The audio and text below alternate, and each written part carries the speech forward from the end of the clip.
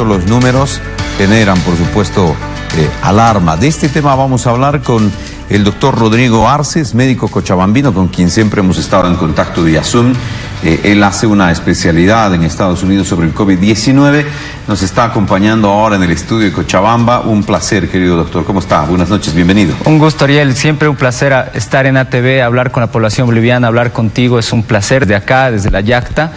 Estoy en este momento tomando una visita acá al territorio y es grato poder ver las cosas como están sucediendo ya en el campo y un poco entender mejor las circunstancias de lo que está sucediendo. El doctor Arce es además epidemiólogo de profesión, también es docente en la Universidad de Nueva York y queremos hablar con él un poco de la vacuna Sputnik 5 que llega a nuestro país porque tiene propiedades súper interesantes que hacen una diferencia importante en relación a otras vacunas, doctor. Es cierto. Primero, obviamente, siempre recalcar el hecho de que cualquier vacuna es buena en el momento, siempre y cuando sea lo más pronto posible, ¿no es cierto? Vamos a ahondar en Sputnik V, pero primero eso, porque en el universo de cosas mañana va a haber otra vacuna disponible y después otra, y siempre hay que quitar ese miedo de la gente que solo quiero esta o quiero la otra. Correcto. Lo importante es vacunarse lo más antes posible. Ahora, la vacuna Sputnik V tiene una versatilidad interesante en que han utilizado dos tipos diferentes de adenovirus. Eso facilita el hecho de que no exista resistencia al vector. En este caso, con el lenguaje común, es la cápsula en la que entregan el material que después se produce la inmunidad, ¿no? Y en este caso la cápsula han hecho de dos diferentes tipos, una A y una B. La A es la primera dosis, la B es la segunda dosis, y por eso en el caso de la vacuna Sputnik V hay que tener mucho cuidado en eso. Hay que recalcar que la primera y la segunda no son la misma. Por lo tanto, obviamente hay que tener mucho o sea, las personas que reciban la vacuna Sputnik V tienen que tomar ese cuidado, y las personas que lo administran también, ¿no?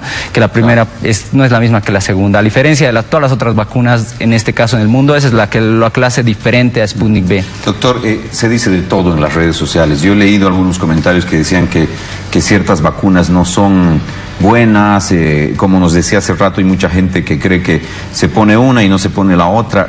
Yo creo que en ese sentido es muy importante la información, la orientación a nuestra sociedad. Sin duda, es extremadamente importante la comunicación franca con la población. Yo les digo sin ninguna reserva, todas las vacunas son apropiadas. Yo he recibido la vacuna de Pfizer, mi abuelita ha recibido la vacuna de Sinopharm, mi abuelito ha recibido la vacuna de AstraZeneca, y estoy esperando que alguien de mi familia reciba la Sputnik para poder decir ya abiertamente, sincera y francamente, con ejemplo de vida, todas las vacunas son buenas, y es responsabilidad de todos nosotros hacer que estas lleguen a las personas que realmente lo necesitan, ¿no? Lamentablemente ese es el problema más grande. Hay una escasez de vacunas. Hay que ser muy juiciosos con la priorización de estas mismas y que lleguen a las personas que realmente están en riesgo. Al principio, poco a poco, después irá a toda la población. Va a ser un proceso bastante largo, pero si logramos aplicarlas en las personas de alto riesgo, en las personas de mayor edad, vamos a poder realmente hacer un golpe a la cantidad de casos severos que vemos en los hospitales. Doctor Daniel quiere hacer consultas en La Paz. Dani. Ariel, no sé si me voy a entrometer mucho, ya tenías quizás en tu guión de preguntas esta consulta, pero realmente me llama mucho la atención y lo tengo que preguntar a una eminencia, doctor Daniel Ardíez, lo saluda desde La Paz. ¿Qué sucede con estas dos vacunas que han sido suspendidas? Una de ellas en Estados Unidos, que es la Johnson & Johnson, la otra la AstraZeneca, que durante un tiempo fue suspendida en Europa y ahora vuelve, pero con algunas condicionantes. Estamos hablando de coágulos. ¿Es verdad? ¿Es un hecho fáctico? ¿Qué medidas se deberían tomar preventivas frente a ello ante el anuncio de poder importar más AstraZeneca y quizás abrir el camino de la Johnson & Johnson a Bolivia? Excelente pregunta, es realmente una de las cosas que hay que recalcar. Bueno, los estudios para que la gente lo entienda, y no son errores que suceden, los estudios de fase 3 con los que se evalúa la aprobación de estas vacunas, incluida la de Johnson & Johnson y AstraZeneca, son estudios de alrededor de 50, 60 mil personas, 40 mil personas. Por lo tanto, cuando hay cosas que son muy raras, suelen no encontrarse en ese momento. Ahora que se han vacunado a 6 millones con la de Johnson & Johnson o muchos más millones con la de AstraZeneca, se puede pudo encontrar que había una pequeña relación de riesgo con coágulos, ¿no? En la mayoría de los casos tratables y que no justifican realmente la restricción de la utilización de la vacuna en la mayoría de la población, porque el riesgo realmente es muy pequeño comparado con el riesgo de obtener COVID y morir de COVID. En el caso de Johnson & Johnson, de una población de más o menos 7 millones, se presentaron como 6 casos de trombo, entiendo, ¿verdad? La relación numérica es abismal. Exacto, entonces, y la mayoría de esos cuadros pueden ser manejables y tratarse, por lo tanto no ameritan mayores consideraciones. Sin embargo, las agencias de medicamentos son responsables y han parado en su momento para hacer investigación seria de todos los casos a fondo y ver exactamente cuál sería la relación que tienen con este tipo de problemas.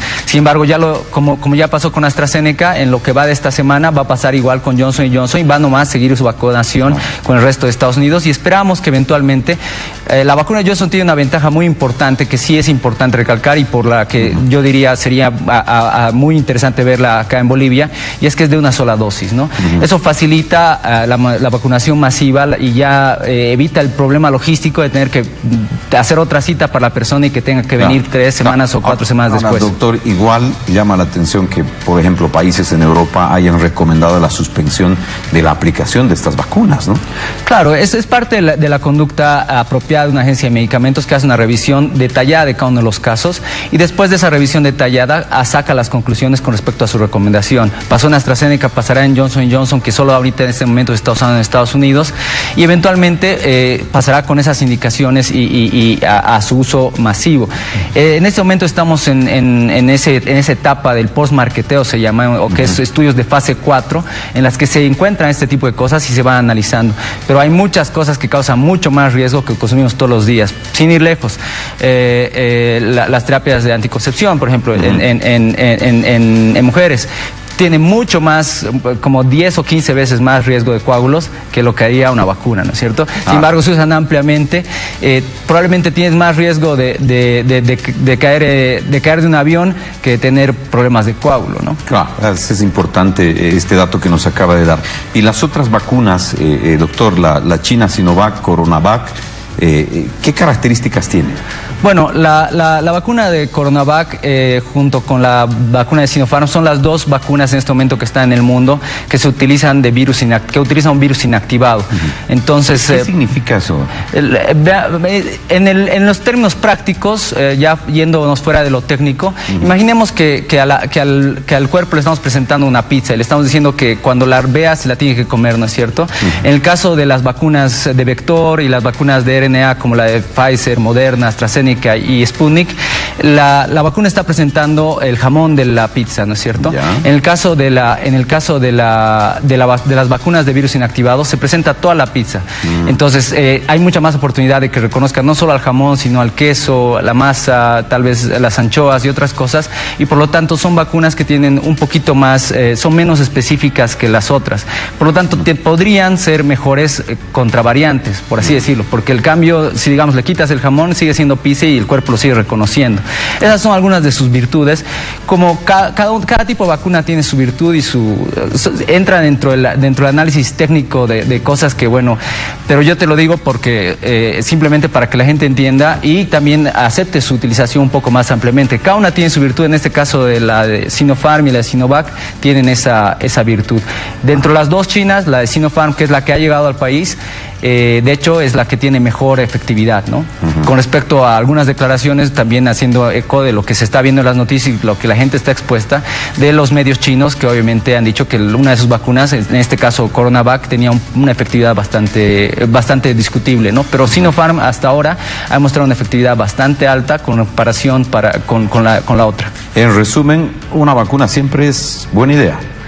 En este momento, dependiendo de muchas consideraciones, si pudiéramos vacunar a todos sería excelente, obviamente, hay países que lo están haciendo, pero lo más importante es vacunar a las personas de alto riesgo. Sabemos bien quiénes somos las personas de la tercera edad, las personas que tienen patologías de base, es ahí donde está el problema principal. Eso obviamente en el tema de vacunas, pero la ruta crítica para salir de esta crisis, la ruta crítica hacia una tercera ola, pasa de la mano de las vacunas, claro que sí, pero no es la única cosa que está en el tablero tablero de juego. Lo siguiente será, obviamente, las actitudes personales de todos. Y de hecho, la tercera ola que se viene en invierno va a ser tan grande como nosotros queramos que sea, como nuestras comunidades quieran que sea. Tenemos una responsabilidad histórica. De aquí a 100 años vamos a seguramente escribir los libros de cómo hemos respondido hasta esta emergencia. Esperemos que sea de una manera responsable, con una actitud seria y con compromiso, no solo con nosotros mismos y nuestras familias, sino con las familias de los demás. Me quedo con estas últimas palabras, doctor, porque la verdad es que está bien una vacuna, pero no es todo. Y hay que asumir responsabilidad y hay que tener una conducta de salud, de cuidado con la salud. Le agradezco mucho su visita, doctor, porque ha sido muy importante lo que nos acaba de decir. Ariel, sin duda es un placer estar acá, sin duda hablar contigo directamente. También estoy alegre de ver lo que veo en las calles, veo a la gente más responsable. Por lo menos acá en Cochabamba he visto a la gran mayoría de las personas en la calle con su barbijo, manteniendo cierta distancia en la mayoría de los ambientes y restaurantes. Eso me da mucha alegría. Esperemos sigamos en ese buen camino, esperemos lleguen las vacunas y las usemos. Esperemos que eso pase. Y esperemos salir de esta. No, vamos a salir de esta, seguro que sí. Un gusto. Gracias, querido doctor. Vamos contigo hasta la